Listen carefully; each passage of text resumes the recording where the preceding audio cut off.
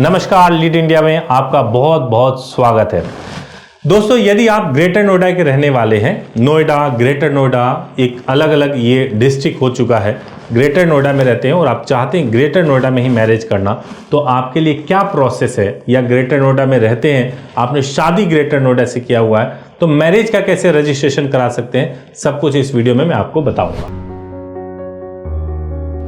दोस्तों, ग्रेटर नोएडा से अगर आपने शादी करी है या ग्रेटर नोएडा में आप रहते हैं, तो आपका ज्यूरिसडिक्शन बन जाता है कि आप ग्रेटर नोएडा में आप मैरिज को रजिस्टर्ड करा सकते हैं। परफॉर्म तो आपने पहले ही कर लिया है। अब सेकंड चीज़ ये है कि आपको करना कैसे, ये जानना बहुत ज़रूरी है।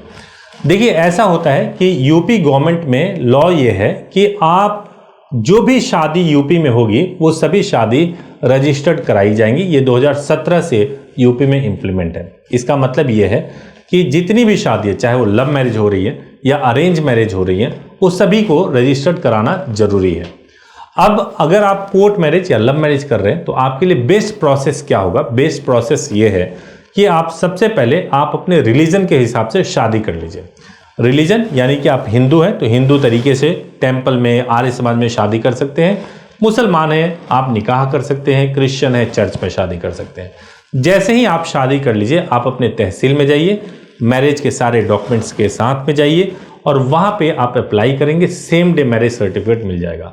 और पहले से शादीशुदा है, अरेंज मैरिज हुआ था, तो अपनी शादी का इन्विटेशन कार्ड लेकर के जाइए और शादी का फोटोग्राफ्स लेकर के जाइए। विटनेस के साथ में, डॉक्यूमेंट्स के साथ में जाएंगे, आप खुद भी मैरिज का रजिस्ट्रेशन करा सकते हैं।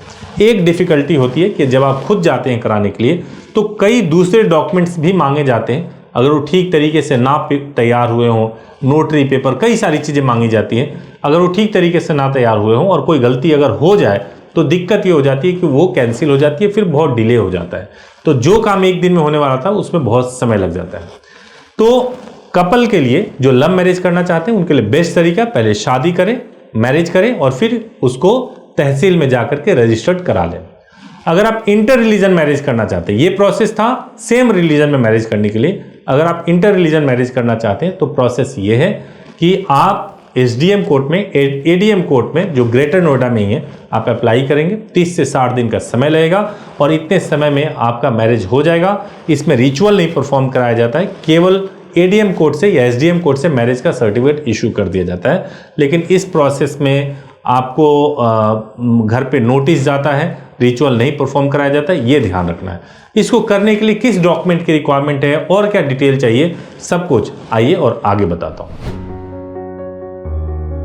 दोस्तों, अगर आपको कोर्ट मैरिज करना है, आपकी एज पूरी ना हो, तो आप कोर्ट मैरिज या लव मैरिज या इवन मैरिज कर ही नहीं सकते। तो एज के बारे में जानना बहुत जरूरी है।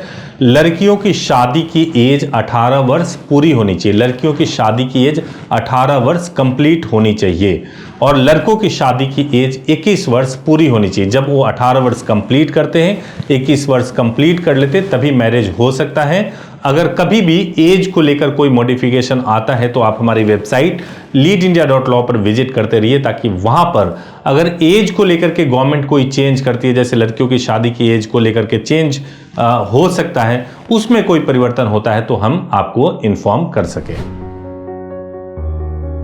तो दोस्तों, कोर्ट मैरिज में जो सबसे इंपॉर्टेंट पार्ट होता है वो डॉक्यूमेंट के लिए होता है। तो डॉक्यूमेंट को ठीक से आपको समझना है। सबसे पहले आपका रेजिडेंस प्रूफ, उसके लिए जरूरी होता है आधार कार्ड। आधार कार्ड आपके पास में जरूर होना चाहिए। और दूसरा जो होता है वो होता है आपका बर्थ प्रूफ। बर्थ प्रूफ में या तो आपके पास बर्थ सर्टिफिकेट होना चाहिए, बर्थ सर्टिफिकेट नहीं है तो आपके पास में 10th की मार्कशीट होना चाहिए। अगर 10th की भी मार्कशीट नहीं है तो आपके पास में ड्राइविंग लाइसेंस या फिर पासपोर्ट होना चाहिए। इन चारों में से अगर कोई भी डॉक्यूमेंट है तो बर्थ प्रूफ के लिए कंसीडर किया जाता है। इसके अलावा जो तीसरा डॉक्यूमेंट होता है वो डॉक्यूमेंट होता है आपका आईडी प्रूफ, चाहे आपके पास पैन कार्ड हो या फिर आपके पास वोटर आईडी हो। और अगर दोनों में से कुछ नहीं है और आप गवर्नमेंट एम्प्लॉय हैं, तो आपके पास गवर्नमेंट से इशू किया हुआ अगर आई कार्ड है तो वो भी चलेगा। अगर डॉक्यूमेंट आपके पास कम है तो आप हेल्पलाइन नंबर पे जरूर बात करिए और आपके केस को देख करके हम गाइड करेंगे। एक कपल के दिमाग में जो सबसे बड़ी दुविधा होती है वो प्रोटेक्शन को लेकर के होती है कि अगर मैंने कोर्ट मैरिज किया तो शादी से पहले, कोर्ट मैरिज से पहले और कोर्ट मैरिज के बाद मुझे किस तरह से प्रोटेक्शन मिलेगा और उस प्रोटेक्शन के लिए मेरे पास लीगल क्या गारंटी अवेलेबल है। तो मैं आपको बताऊं कि देश का संविधान सबसे ऊपर होता है और संविधान के आर्टिकल 32 में सुप्रीम कोर्ट को यह अधिकार है कि वो देश के नागरिकों का फंडामेंटल राइट सुरक्षित करे और हाई कोर्ट को आर्टिकल 226 के तहत यह अधिकार है कि वो नागरिकों के मौलिक अधिकारों की सुरक्षा करे। तो शादी करना, कोर्ट मैरिज करना आपका एक मौलिक अधिकार है। आप किस व्यक्ति से शादी करना चाहते हैं यह तय करने का अधिकार बिल्कुल आपका है। तो अगर आप कोर्ट मैरिज करते हैं तो हम 3 स्टेप्स में आपको प्रोटेक्शन दिलाते हैं। पहला स्टेप तो ये होता है कि हम आपके लिए शादी के दौरान ही लड़की से एक डिक्लेरेशन स्टेटमेंट साइन करवाते हैं जो एफिडेविट पे होता है, जो बहुत इंपॉर्टेंट होता है। इसके अलावा इंटीमेशन लेटर भिजवाया जाता है, न्यूज़पेपर पब्लिकेशन कराया जाता है और ज़रूरत होता है तो हाई कोर्ट से भी प्रोटेक्शन लिया जाता है। ये सारे स्टेप्स अगर आप फॉलो करते हैं तो आपको प्रोटेक्शन को लेकर के किसी भी प्रकार की चिंता करने की जरूरत नहीं है।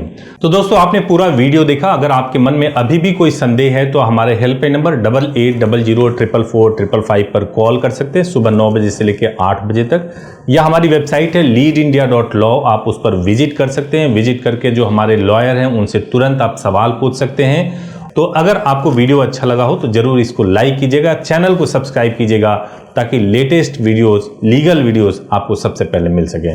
Thank you so much for watching this video. Thank you so much.